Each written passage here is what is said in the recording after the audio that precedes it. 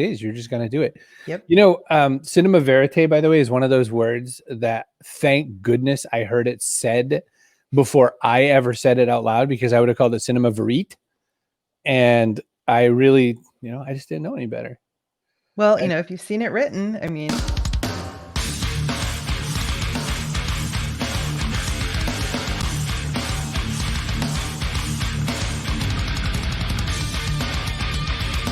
Backpack. Yeah. That will never get old, right? I am so excited. I'm excited because I like to do that to you. I'm excited because I cannot believe we have Mark here. Oh, this is going to be a grand old show. John, stick around. You're going to love Mark. Mark Levy is like your kind of guy for sure. Mark's going to have to be very funny after yesterday. He's got a tough act to follow. Oh, this is so unfair. It's ridiculousness. I didn't even begin to expect what happened. But you know what? The thing is, everybody's different and everybody brings their kind of a thing. And Mark and I were supposed to have just a minute or two conversation the other day because someone, you know, a third party connected us and said, you really need Mark's help. But I was like, you don't know.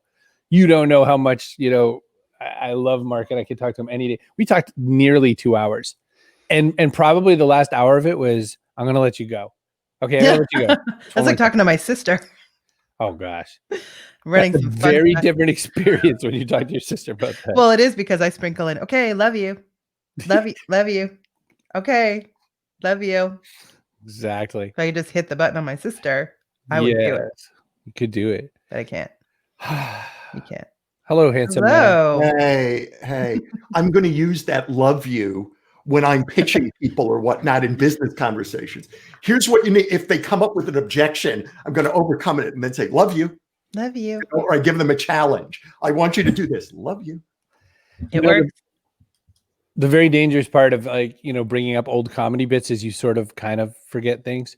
And one of the details is that there was a comedian from the 80s, and it could have been any of the comedians from the 80s. It was like Pauly Shore or anybody like that. And what their bit was is they were talking about getting pulled over by a cop. And when the cop comes over to the window and they roll the window down, you know, do you have any reason why I stopped you? Do you know why I stopped you or whatever? He just looks up and he goes, I just want you to hold me. Says you get let go every time. My favorite pullover joke is one where the guy is driving and these friends get really drunk and they put their blind friend behind the wheel. And so he gets pulled over and the cop asks for his license and he's like, I don't have a license because I'm blind. He's like, why is he driving? Everyone's like, he's the only one who's sober. And so then the cop's like, I don't know. I don't know what to do. Mark, you are known for a lot of things. You help people with creativity. You design magic tricks for other people. You have one of the longest running magic shows going on in New York that is fabled and amazing. You've drawn in today people from Ireland, and you've brought in people from Bilbao and Las Vegas, Nevada, even also Scotland. When you I feel like your skill set, your particular set of skills, I feel like it was not very well harnessed for some amount of time. What was the thing that made it from you were like a neat weirdo into you're a neat, very successful weirdo who could really kind of harness power all the time? That's an interesting question. No one's ever asked. First, before I answer that question, I want to know if Carrie can play that guitar on the wall while it's on the wall. I can. Not like Well, as it's on well the as wall. some people. While it's on the wall. Well, not no. playing the guitar. I mean, I can make it make sounds when it's on the wall. No, but I have an electric also. You just can't see it as well. Listen, and while you guys are discussing that, and before you answer your question, Fred, Yeah. why do you keep scheduling things during this time, Fred? This is like our time. I thought we had something here. Fred Faulkner the fourth. Fred Faulkner Really the fourth. disappointing. Oh. Really disappointing. He's really the only fourth I know. He doesn't get an I love you. Mm-hmm. There's All right. none. So Mark. Back to what you had said. So I used to be in the book industry. I was the director of the third largest book wholesaler in the world. And so I helped sell millions and millions of dollars worth of books. And so I had done that for about 14. So I could very quickly size up what would make a book sell and how to pitch it. And so after I had done that for about 14 years, I left that and I opened up my own business, which is essentially looking at people's business as if it was a book. In other words, what is it that makes it sexy? What are the ideas that you're leading with in your quote unquote book right now? What are your ancillary ideas? What are the stories that you have in there? And what are the lessons that you're telling? And if we move things around, if we took one of your ancillary ideas and made it what your quote unquote book was about, would it be a better selling book? Right? So understand, right? That's for books, but that's also for whole companies. That's for the whole thing. So, I mean, that's really what it is I did. I started doing this in 2001. Just from that, looking at things like they were books. There's book packaging, and then there's kind of like book design. Is this one? Do you differentiate that way? And two, is that what you're speaking to when you talk about it that way? You're talking about metaphorically, right? Well, of course, but I mean, quite literally as well. When you were saying I took somebody's messy, stupid book and made it into a useful book, what is that? What would you label that? I mean, so what I tell people I do is I help them come up with their big, sexy idea, their signature idea, the idea that they're going to be known for throughout the world. And I help it come through loud and clear in everything they do, right? I help organizations do that, brands do that, thought leaders do that. So it's the whole idea of like, what is the main idea of what you're doing right now? And is that the best idea? That should be the main idea. Maybe there's something that's underexploited in what you're doing, or maybe there's an important story that you tell people, and maybe you're telling them one lesson from that story when there's an even better lesson from that story. And maybe we should move that lesson to the fore of your entire brand. And everything you should be doing should be about that kind of thing, right? Makes sense? So I'm saying I used to do that in the world of books in order to pitch books. And then I left the world of books, and now I just do it for organizations and thought leaders. And people who want books, who want to write books. It's the same skill set. You could also say, if you want to take away the idea of books, you could take the idea of magic, right? You guys heard I'm a magician. I co-created on TripAdvisor, the highest rated live show in New York City. It's rated higher than exactly even the musical Hamilton. It's run for 20 years. It's called Chamber Magic. There's actually a Chamber Magic Day in New York City by proclamation of the mayor. So another way you could say that I do things is I essentially look at what you're doing like it's a magic trick. So a magic trick, what you're always trying to do is you're trying to freak people out. That's what you do in any kind of magic trick. So whenever I'm working with someone, I'm always looking for, I interview them, we talk, and I'm always looking for what's the freak out here. Like, not just what's the thing that'll get you on base, but what's the thing that will create such a visceral reaction that people are going to tell their friends, like they won't be able to sleep. So how does Chris freak people out? Let's deconstruct this with a specific example. How does Chris freak people out? Yeah. Oh, well, with Chris, we would have to go into this. Go ahead, Chris. You were gonna... I got nothing. I'm smiling politely. I had a whole different direction. You've known him for many years. So right. I would have to go through all of Chris's stuff. And by the way, I've read like 4 of his books, but I have to go through every single thing he does. But I will tell you something very meaningful. I'm just reading his, what's your book? Your freak book? Oh, The Freak Shall Inherit the Earth. Yeah, that is just so great, because that's about how the way to be big in the world is to be who you are, independent of who people think you should be. Right. And you know what I mean? Like, that's a message I'm kind of getting from that. And I see that in looking through Chris's stuff. I know language is very important to him. In a bunch of different books of his, he actually points out language specifically. So I'd have to look at things in greater depth and ask him a lot of questions about it. So it's not a superficial process. Terry, that I'm not. What's that? Yeah. Not a superficial process then. No. Oh my God. Well, essentially, here's what it is. Here's how I approach things. If you knew what you should be saying in order to capture everyone's attention, you would be saying it, and you would be far too busy to speak to the likes of me. Not necessarily. I'm really shy. Right. So if you knew that, we wouldn't be speaking. So there's something missing in what it is you're doing. And so what it is you've probably approached things from a linear, logical way, a chronological way, ABCD way. But the human mind is not a precision instrument. We have things filed in our mind, in places where we don't know.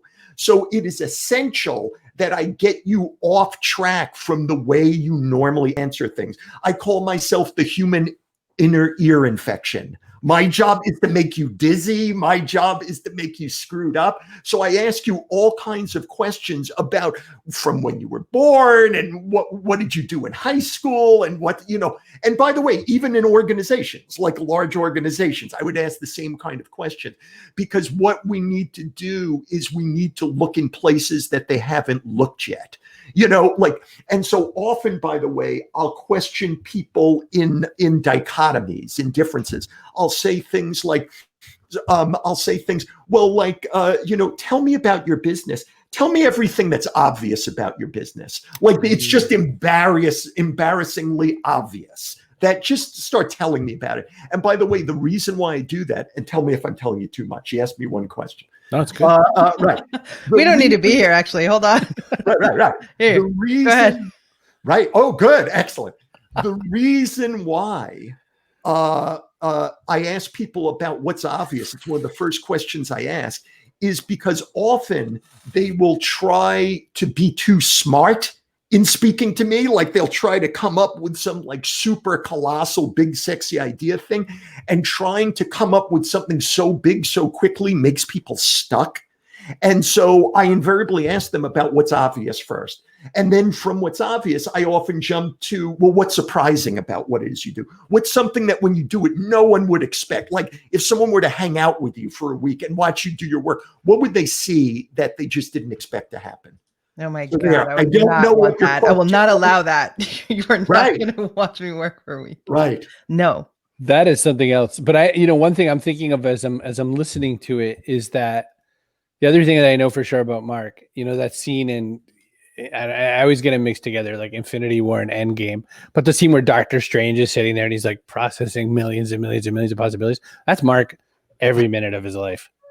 That is Mark, like all the time. He's thinking about 85 different things he'd rather say or also say. And you only get the one that he's pushing through his lips at that moment. Right. But well, I appreciate you saying that. I tell clients when I work with them, because I have to prepare them for this, what it's like for us to work together. Right. I say, I want to tell you right up front that I swing at every pitch.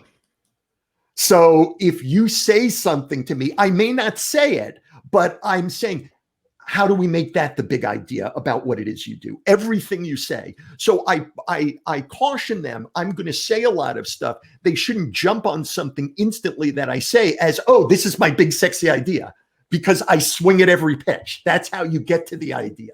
You don't hold back.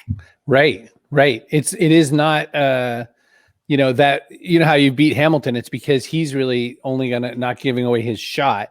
But you have a machine gun, like you're just going to shoot at all the things. Mark, one thing that people have a problem with innovation, you slipped right past it like fast, but I want to put a highlighter all over it, is that so many people think in a linear way, and that never gets us to the place that we need to go to. It's a tool in the belt, but it's always going to have to be sort of a nonlinear jump that gets somebody somewhere.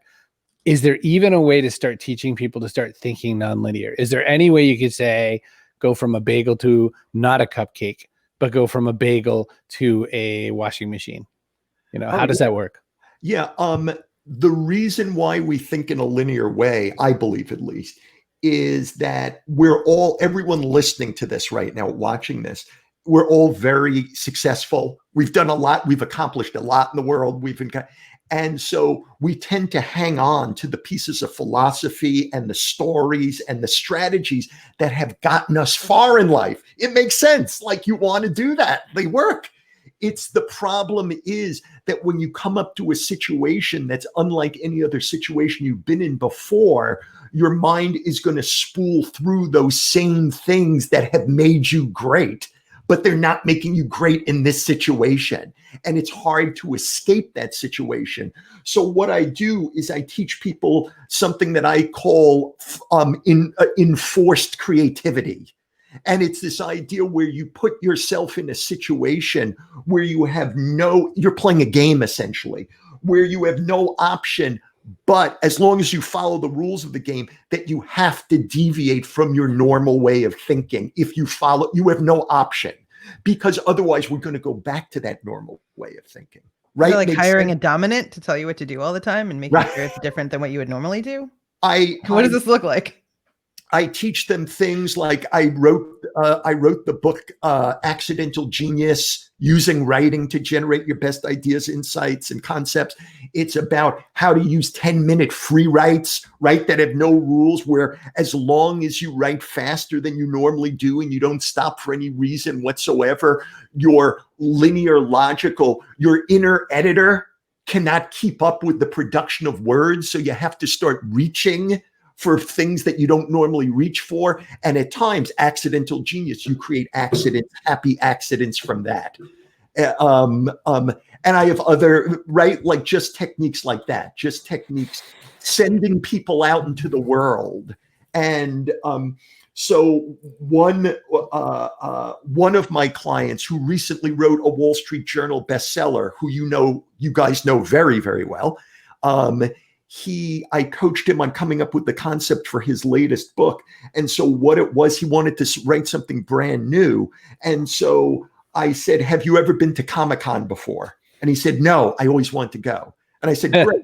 I want you to go to Comic-Con, and I want you to interview at least 10 people there. And I want you to come back to our next session and tell me 5 things about marketing, because he's a marketing guy.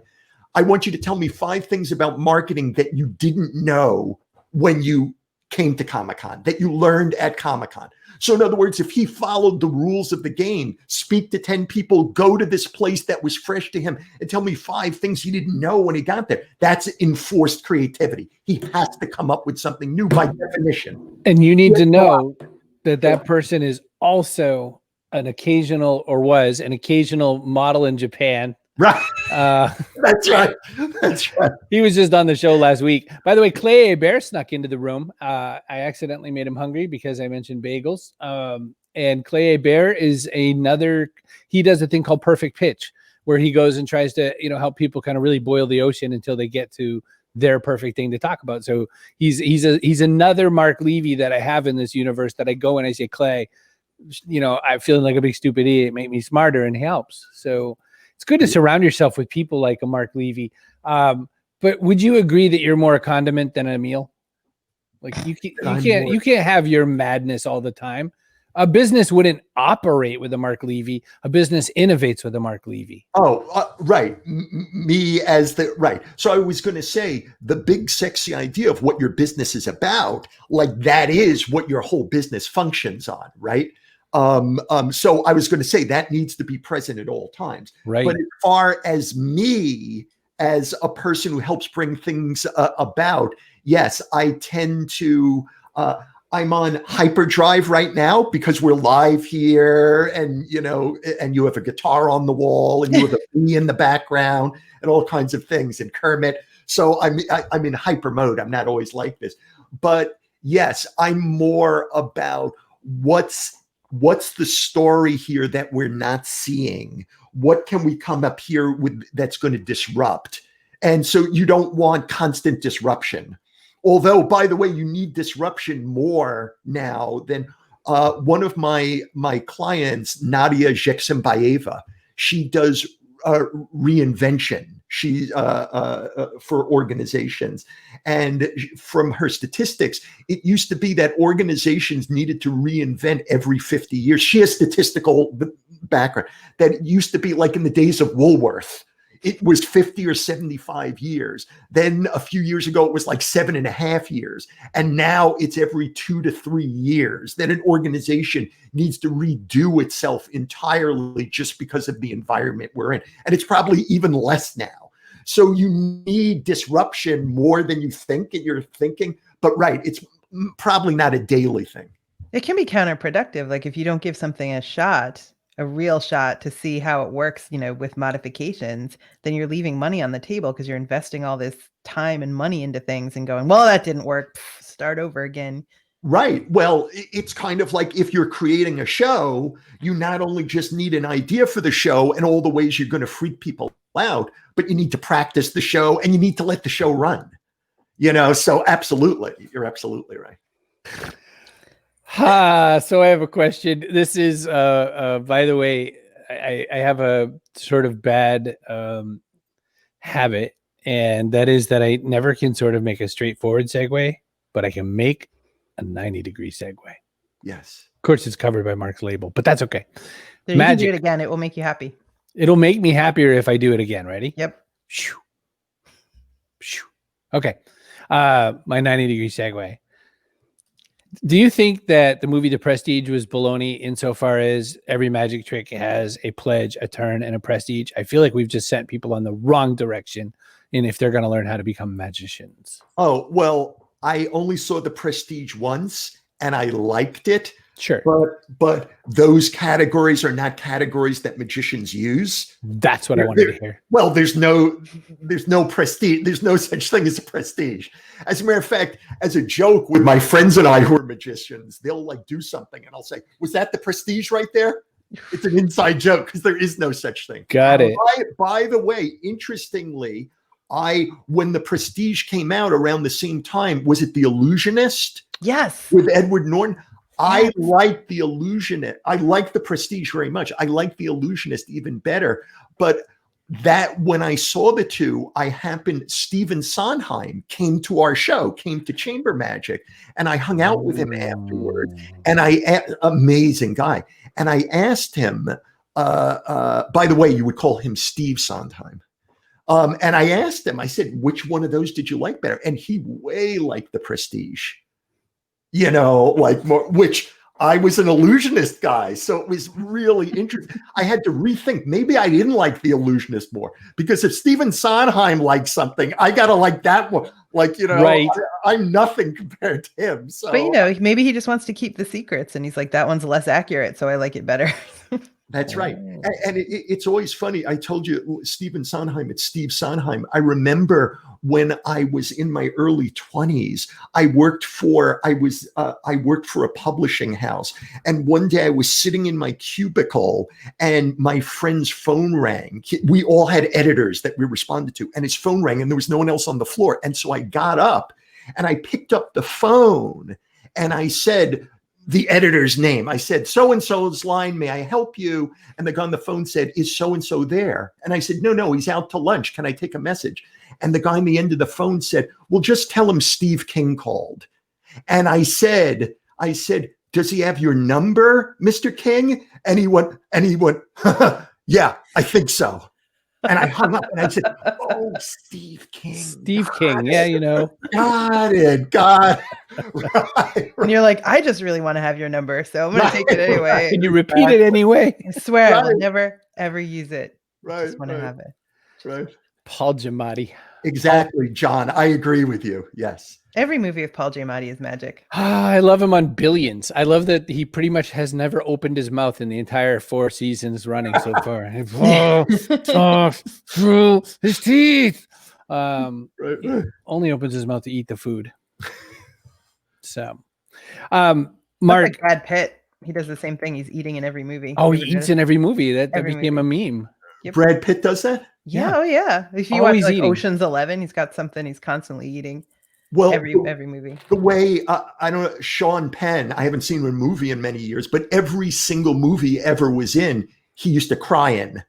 Every film he cried in. Same way Tom Cruise, every film he sprints in.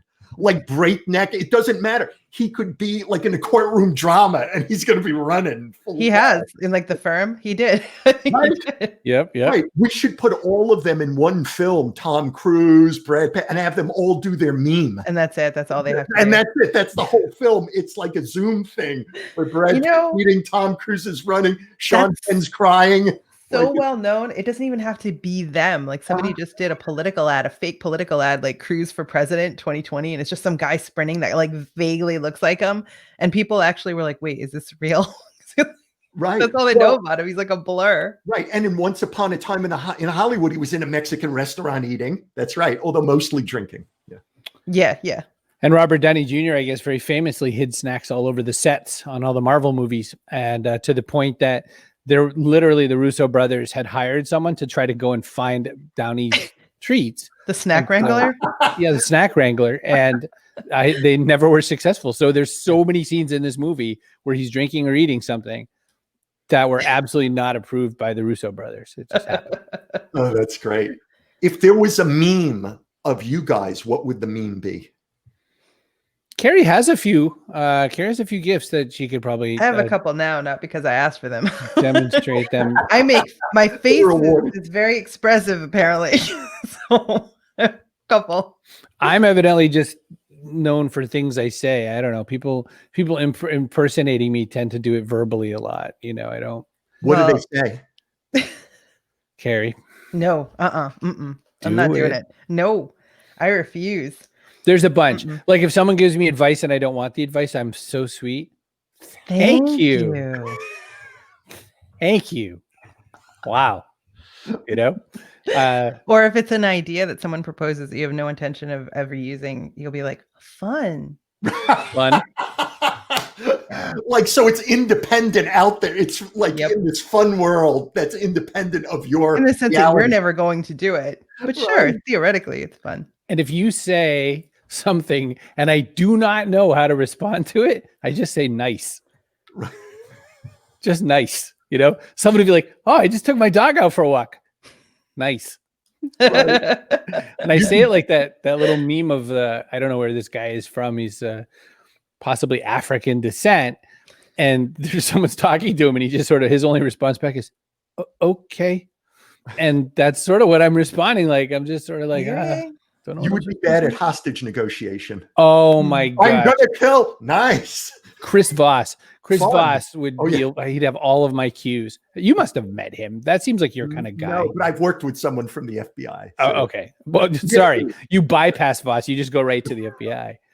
You helped me remember a story about going to lunch with your magician friend with whom you partnered for Chamber Magic.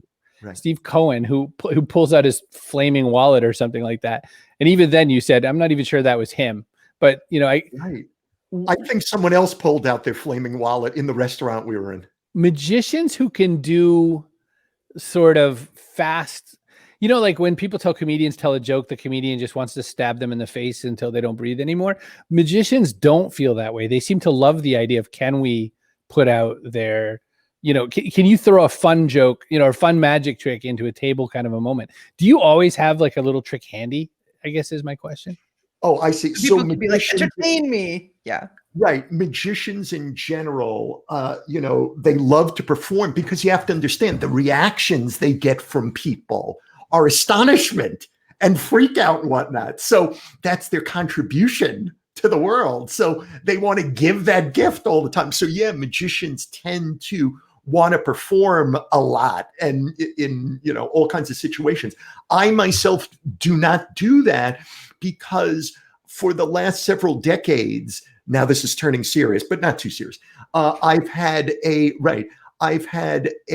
benign familial tremor. I have a tremor in my hands. It's a biological tremor. I actually take medicine for it or whatnot. And so it's often difficult for me to sometimes even, and notice I'm holding with two hands, to even hold up a cup or something normally and take it without even trying to do any intricate sleight of hand. Mm-hmm. So I myself, the tricks that I tend to do all are mind tricks and tricks where I don't have to do manipulation or so. So that's me. So you said, is there always a trick that you can do? And there are in a lot of situations, but I don't take advantage of it as much as most people because of that situation. How do you create new magic tricks for shows? I mean, it's like there's only so many ways to saw a lady in half or like do some of the old classics. How do you come up with a new one? So in the 1940s, there was a magician, and it justifies a full shot on me. I like that. Yeah. In the 1940s, there was an engineer and amateur magician named Dariel Fitzke, who wrote a book called The Trick Brain. And in The Trick Brain, he wrote that there are 19 different categories of magic tricks. And I won't go through all of them, but it's like number one was a trick appears, an object appears. Plot two was an object disappears. Plot three is an object changes places with another object, and so forth. There are 19 different tricks. So even if you think there are millions of tricks, if you get down to the basic level, there are only 19. So in order to create, you take one of those plots, but imagine from a meaning perspective, the difference. So if an object appears out of nothing, that object could be a dime appearing, or it could be a tiger. And those things, not to be funny, but like they say very different things about the performer or the performance space or so. And by the way, you can produce a tiger, or you can produce a white tiger, or you can produce like bees, or you can produce, roaches. You can produce a single human being or a crowd of human beings. It's like, where do I want to take this? But there's really only 19 plots. But that idea, by the way, it sounds like a very magic specific thing. But, I have a background as a writer. So they say that there's only two types of stories. There's a stranger comes to town, or the hero goes on a journey. A stranger comes to town, or a hero goes on the journey. Or if you're writing comedy, it's either there's a normal character surrounded by crazy people, or there's a crazy person who's introduced in a normal situation or whatnot. And, you could go through The Simpsons and like all these things. And that's really what it is. So things can be, I don't want to sound too reductive, but to me, that helps me create. Because rather than looking for a galaxy of things to create from, which can be very daunting, it allows me to localize and narrow. And then from that, if we want to create something much bigger, it's from something that was easy to get to. Does that make sense? Wow. Yeah. So you bucket in a very different way than we might bucket. Like, why are there some people who actually like Chris Angel? Versus, people who like David Blaine and that sort of a thing. There's buckets. And I know, like, amongst yourselves, I'm sure that it's got to be even different. Yourselves as in the community magic people, but right. Like there are people who pull their trick off. There are people who are like just shenanigans and you just like, I can't stand it. People like that guy. But there are also people who are so similar, but that like fandoms basically think they're utterly different. Would that also be accurate? Are David Blaine and Chris Angel pretty much the same guy on one side of the curtain than the other to you in that way? Or I don't know Chris that well. And I didn't mean them specifically. But yeah, there are fandoms to these things. But to me, the best way, the way I often approach things is I used to want everyone to think I was so smart, whether I was smart or not. And then one day I was having dinner with a famous magic writer, and I was with his family, and they're not magicians whatsoever. So he's this famous magic writer, and I'm there in his house, and we're having dinner. And someone said, and this is when David Blaine had just done his first special and he levitated on the street. Oh, right. And they all said, oh my God. They said to my friend, the famous magic writer, they said, that was unbelievable. Do you know how he did that? That was a miracle. And now this guy knows everything about everything. And he said, it was so remarkable. We don't know. That was just so remarkable. And He did it in such a genuine, not in a wink, wink way, but he just did it in such a, like that their love of the miracle and their astonishment and wonderment with the miracle so took precedent of him looking better in their eyes that this was 20 odd years ago, that I rarely answer questions like that, just because to me, I try to keep the wonderment at the highest level. So it's like, yeah, everyone has their fans and there's reason everyone should have their fans or whatnot, but I don't usually go into that kind of stuff. Does that make sense? Yeah. How likely are we to recognize those moments when they happen? Because when you were saying that, Yeah. I got that feeling you get when you were really imparted with wisdom and you were there to receive it. All of everything aligned just so. And I was thinking about, it made me immediately think of a moment with Seth Godin. And what it relates to is I've never met Seth in person. This is an early meeting with him. It's 07 or something, 08. And we're at a lunch with his clients. Like we kind of forgot the time. We lost track of the time. And he said, well, I'll go to lunch, but Chris is coming with. And I was like, oh, okay. And I'm like dragged into this adventure. And they asked Seth a pretty interesting, like hardball-y kind of question for his first question, because they had paid for the lunch, Right. Meaning they paid for the consult. Right. And Seth, like he's leaning back in his chair and everything. And he just looks over so full of energy. And he just says, Chris, what do you think? And I had like a creative orgasm all over the place. I was like, oh my God, Seth Godin just threw the answer. Ah! Somebody needs to make me that yellow flag gif we talked about that I can put up in here. Shut up.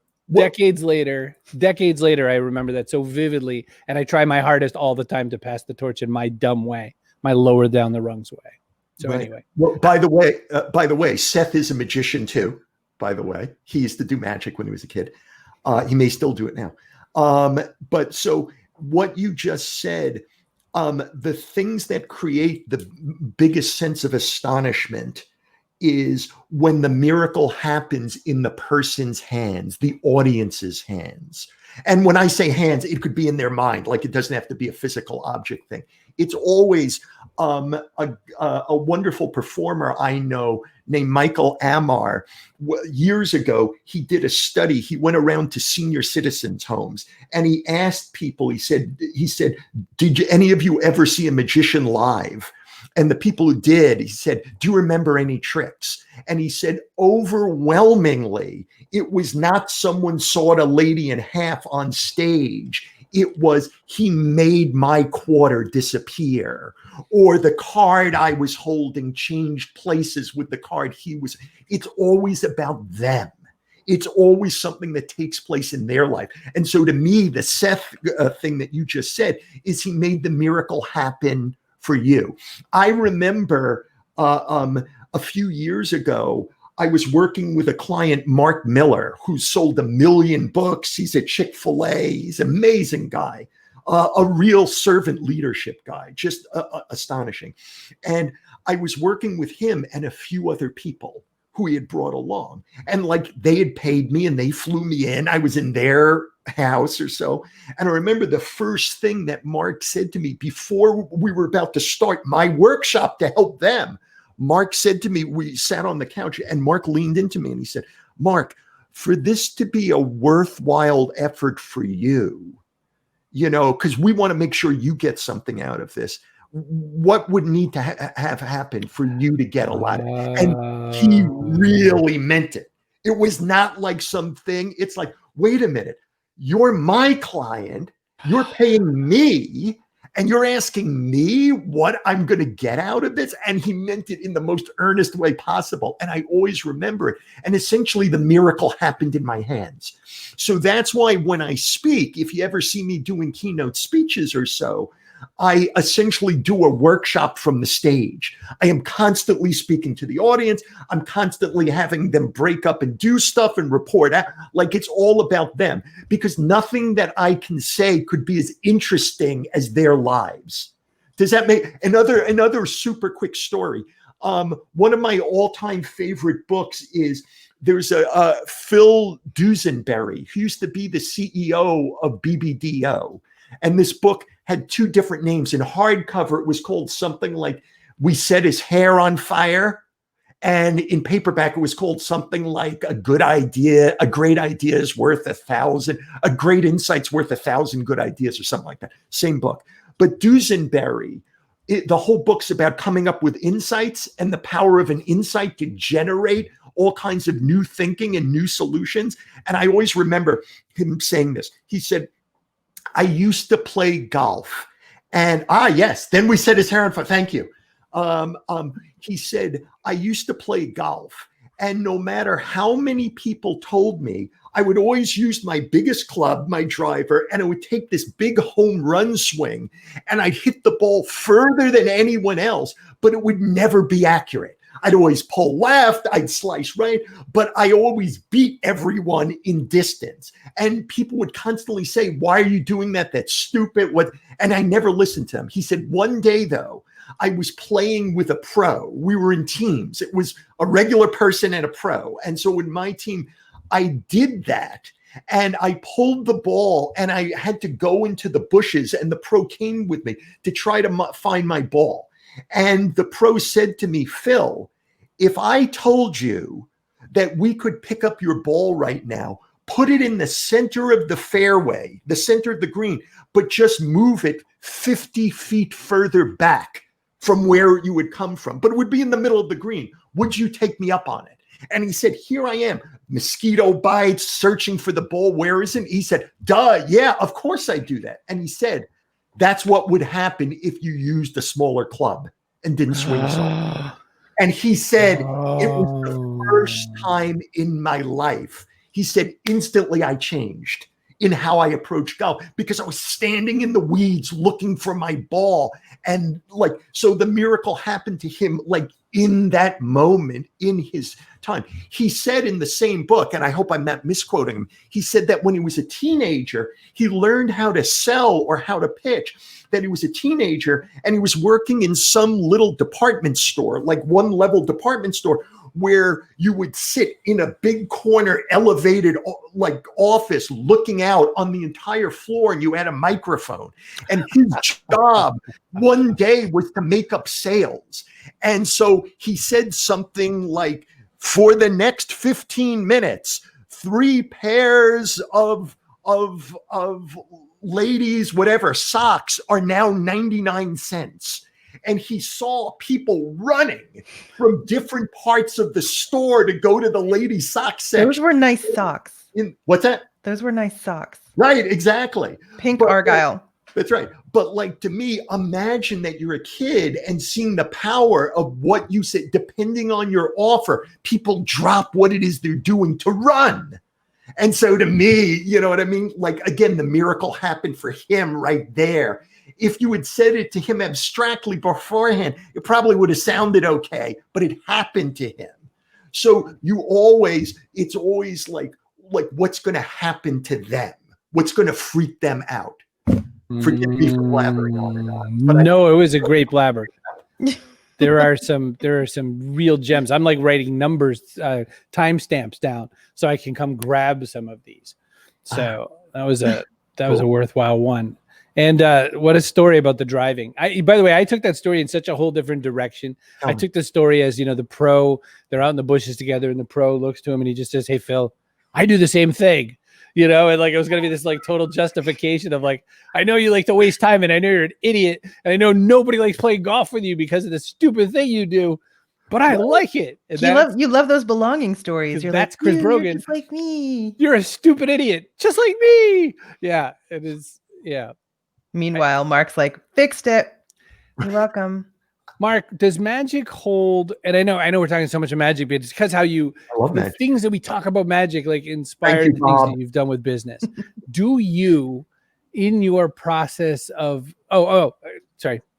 rewind a sentence.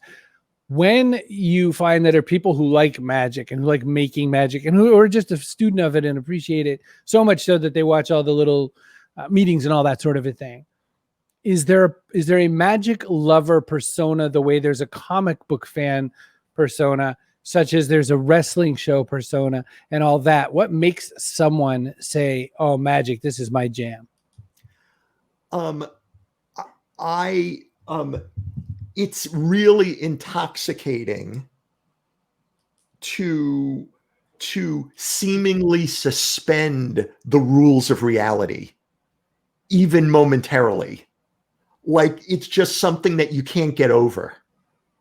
So when you do it, even if you're the one who is creating the illusion of the suspension of reality, the fact that you could share that with someone. I mean, everyone out there, watching, like, we all love to share. Imagine that you're creating some piece of hyper reality, and it's putting a smile on people's face, and they're going, oh my God, or they're saving something that you gave them. Like you borrowed a coin of theirs that they marked, and then you apparently bent it with your mind at your fingertip, and now they carry it around like a good luck token. Like there's very few things that you can do to match that. So to me, it's just people who like get this appreciation of this, like specific form. And by the way, it's even the story behind this stuff. So I remember as a kid, as a 4-year-old, there was a book, I think it was called, I got it from the Scholastic Book Club, and it was called Spooky Magic. And there was a trick in it, and it was called, like the floating rope trick.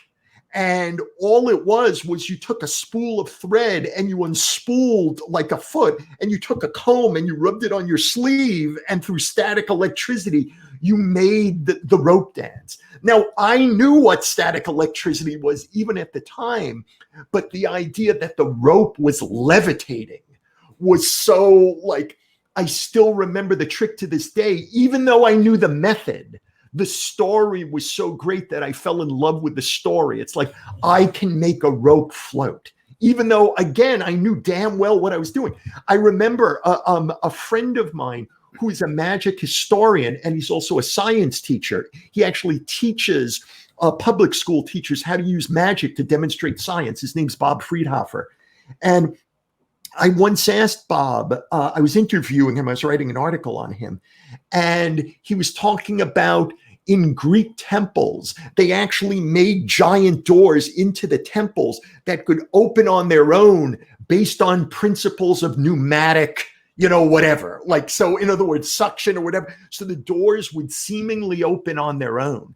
And I asked Bob, did the civilization back there think it was God's opening the door, or did they think it was science opening the door because they overtly had put in these things? Right. He said it probably didn't make any difference to them.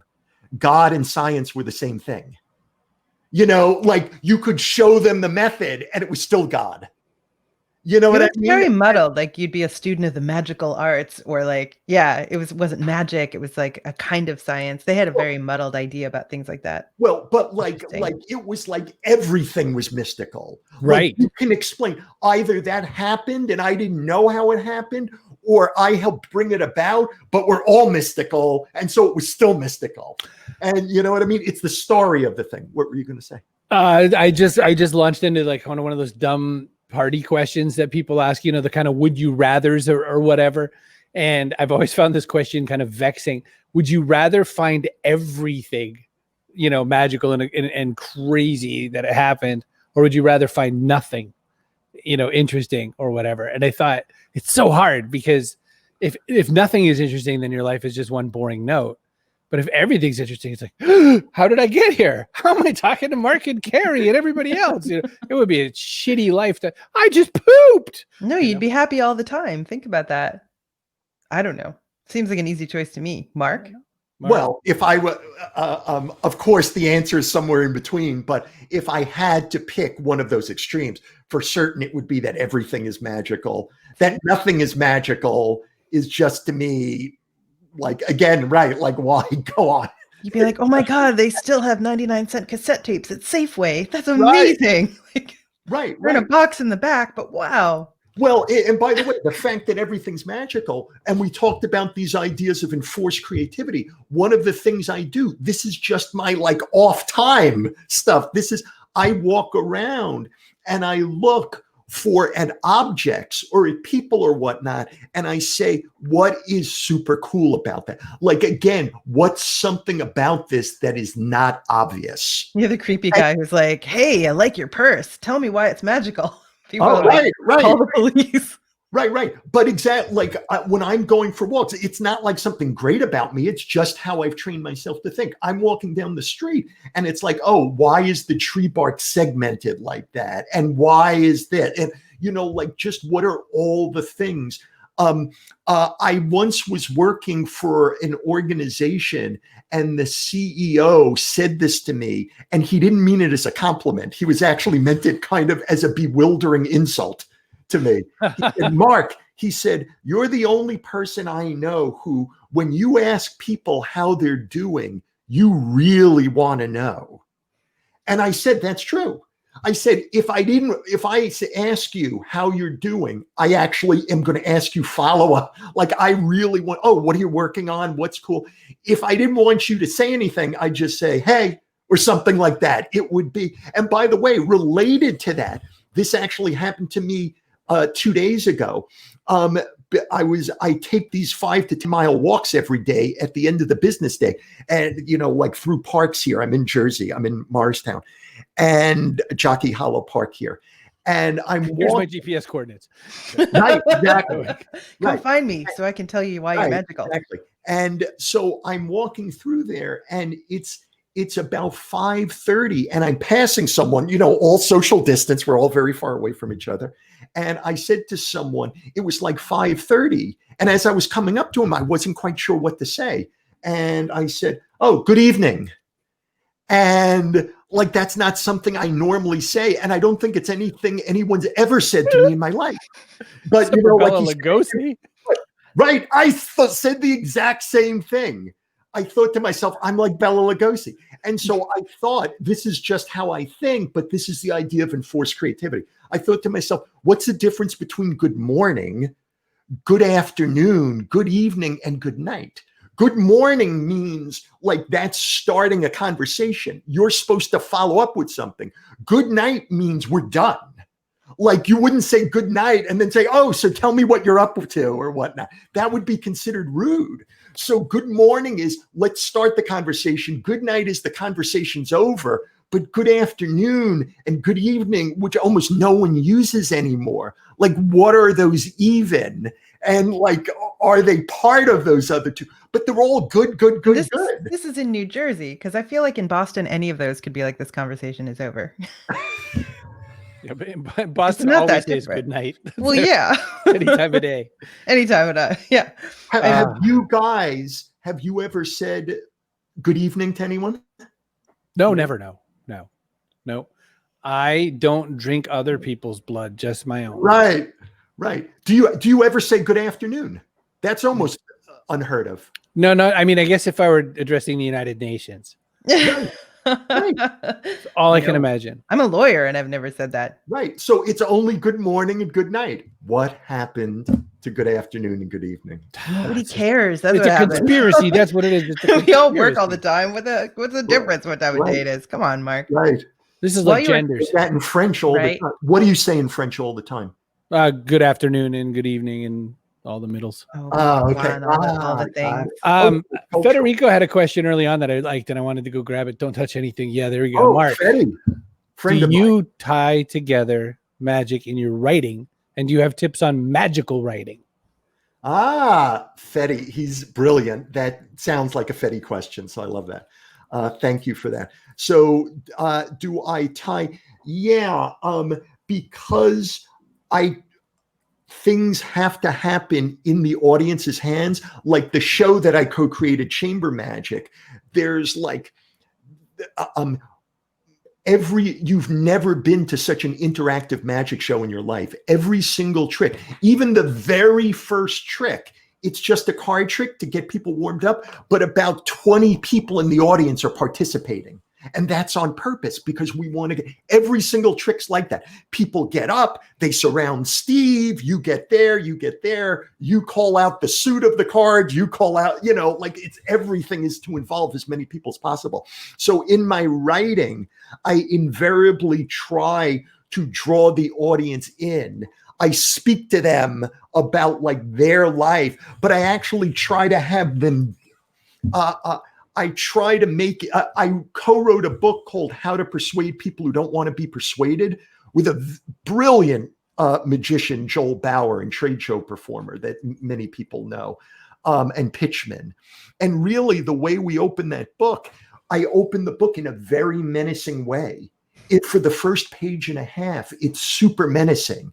It says, what you're about to read is about persuasion, but not in a nice way, not in a Dale Carnegie way, not in a way where you throw someone's first name into a conversation or so. This is the stuff of nightmares. This is the stuff that people use to persuade, blah, blah, blah, blah, blah, blah. When I talk about these ideas to some people, they walk out on me because they're so offended by blah, blah, blah, blah, blah. So I go on and on about this in Joel's voice. And then like you skip a line and it's, reader, you were just hit with a persuasion technique, the fright challenge. I liken it to the way the carnival barker stands out on and says, ladies and gentlemen, da, da, da. And we start talking about the fright challenge and how to use it in your business, or so. But that would be an example of when you started reading the book, you didn't know what I was doing to you. You were in the experience. And then once you were soaked in the experience, it was then, oh, by the way, this was an experience. Like, right? The walls came up, it was a movie set and whatnot, but you didn't know that. So that would be, to Fetty, an example of me using magic ideas in what it is that I'm writing for regular audiences. Magic, manipulation, tomato. No, I wouldn't say it's manipulation. I'm a big believer in the fact of I don't want to sound overly promotional, which is why I'm hesitating, but what the hell? A few years ago, I did a video series for O'Reilly Media called Influencing People Honestly, Ethical Persuasion Strategies for Leaders, Managers, and Entrepreneurs. It teaches you persuasion strategies that are so fair that you could share them with the person you were trying to persuade as you were trying to persuade them, and they would applaud you for it. And it's because these are strategies not of manipulation or distortion or boxing someone into a corner. It was more about making your idea vivid so they can actually see it, right? Giving them ways to test your idea out before they commit to it and stuff like that. It was like, so to me, it's because years ago thank you so much. Years ago, when I was in sales, I started as a kid. I worked for a certain sales organization, and the sales pitch was so structured and what I considered manipulative that it made me feel dirty. I was just, and so I like that feeling, Mark. That's why I became a lawyer. Right, but just to finish the thought, it's the fact of I felt so bad about it. I said, if I sell for the rest of my life, I'm never going to use a strategy that I would be ashamed of if someone caught me using it. That makes sense. So, you know what I mean? Like, by the way, sometimes my strategies are things like, it's stuff that I make up just based on honesty or whatnot. I have, it's like the Jean-Paul Sartre close or something. It's like the existential close. Like if someone's hesitating, I'll say, look, you agreed, like you need this thing to happen in your business. You need a big, sexy idea. Like, and I'm the guy to give it to you. Now you might think the fact that you found me, you might think, oh my God, I'm so in luck. And I don't need to commit to this right now. But let me tell you, I'm 57. I'm getting older. I'm like, you don't know if I'm going to be hit by a truck. You don't know, like whatever. So like, and really it sounds like I'm telling a joke or being manipulative. I'm not. It's just how I think the world. It's like, you know what? We have a limited time here. Right. You don't know when that time is. So I'm saying, like, don't fall under the illusion that I'm going to be around and accessible forever. It's benign scarcity, really. Right. I don't know if you've ever written songs for people, but it's interesting how a lot of what you say really touches on songs. I mean, there's a British performer, Farouk Bulsara. He was an immigrant from, I think he was from Iran originally, Farouk. But Farouk Bulsara had said things like, it's a kind of magic. So I was going to talk on that because, there's a lot of things that you talk about that are a kind of magic, even if they're not the actual performative art. And just then you just said, who wants to live forever? And that was another one of his songs. And so it's just interesting to me how connected you are to the music of Queen without necessarily knowing it. I find that fascinating. John wants to know, if this is a 90-degree segue of mine, what is an example of an underused strategy of positive persuasion? Oh, great question. Brass knuckles? Well, so to take John's question, so John, can you post what John said there? Yep. Yeah. So here's an example. So I love that question. And so again, ethical persuasion, I'm not trying to like hide anything or whatnot. I read this many years ago in a book of a friend of mine. The book's out of print. His name's Barry Tarshish. And in the book, he talked about that the strongest word in any sentence is the last word. The last word of a sentence is what people think the sentence is about. And by the way, if what I'm saying to you here sounds subtle, if you just learn this from this whole conversation, you would sound like you were writing for Esquire. It would elevate your writing to such a degree. So if I looked at what John's wonderful question, what is an example of an underused strategy of positive persuasion? What's the most important word in that sentence? Underused. Underused, exactly. You'll get it 100 times out of 100. So the way to write that sentence in a way that's more persuasive would be, what's an example of a positive persuasion strategy that's underused? And now people are taking away, underused. And if you make 80% of your sentences like that, your writing is going to sing. And by the way, if you create like headlines for your website or so, like I use that idea everywhere I go. It's like, okay, yeah, that's good. Here's the better form of it. And it's like magic. It's this stunning thing. It's like, oh shit. So John, I hope that answered your question. And by the way, I hope I gave you a little sample, like a visceral sample of Chris's meme. Mind blown, right, Chloe? Exactly. No, so that's, as you're saying that, I'm thinking about this ties the magic, the persuasion, and the writing together. Because said a whole other way, you know how to teach people how to punch up their words, and punching up small paragraphs and small portions is every bit as important as blowing out everything, because sometimes we only have one sentence. I tell my video creators, you are pitching from the first sentence. If you don't hit them in the first sentence, you might have 6 seconds. You then have 30 seconds. You hope to get to a minute. And as Justin has said before, we only have 4 minutes to save the world. So, I mean, it's really, you've got these things. Right. Well, that's why some people are down on elevator speeches, and my whole business is elevator speeches. I mean, I love elevator speeches, but that's why the elevator speeches that I help people to create, I've had elevator speeches like consultants and other thought leaders hire me to increase their fees by up to 2,000%. Wow. It's stuff like, or if I just want to be clear, I'll say something. I always say stuff in a way that people haven't really heard before, so they have to pay attention. It's like, oh, what do you do, Mark? Oh, I'm a differentiation expert. I differentiate organizations and brands and thought leaders and political campaigns and TV shows and live shows. Right? So we have to roll out of here, but I just found that you found love in an elevator, and I think it's a beautiful thing. I want to know what love is, but I also want to know, I always ask the question, what would you put in your backpack? What's that thing that goes in the backpack? And you've given us, our backpack's overstuffed, and I'm going to steal away the one that you already gave me the other day when I asked you the question. I said, what would you put in your backpack? He said, another backpack. A magic trick, of course. I double my capacity. Doubles the capacity, which always reminds me of the Joan Rivers joke when she was making fun of how Joan Collins had gained some weight lately. I was out having a meal with Joan Collins, and they said, what would you like on your hamburger? And she said, a hot dog. That's what I thought of when you said the other backpack. And God bless Joan Rivers for telling fat jokes on her actor friends. I like that. But I was like, you're wishing for more wishes. Yep. What goes in the backpack? What is the extra thing that you can add to both of your backpacks or either of your backpacks to help people move forward? Right, because I have 2 backpacks.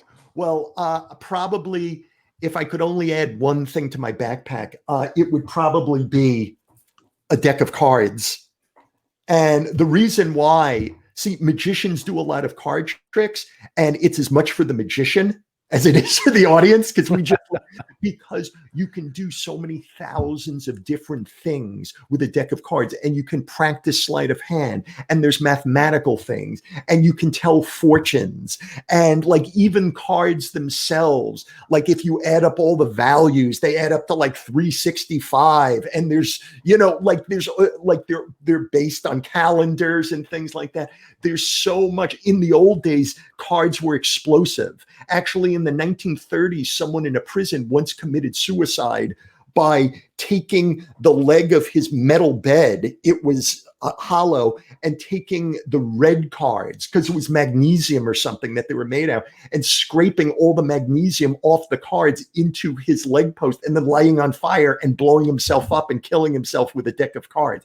You can rip cards in half, the whole deck at once. You can do so much with them that, to me, that's almost like you know, like isolated on an island. Like I wouldn't even know that I was the only person on the island for like 6 months because you had your cards with you. Cards there.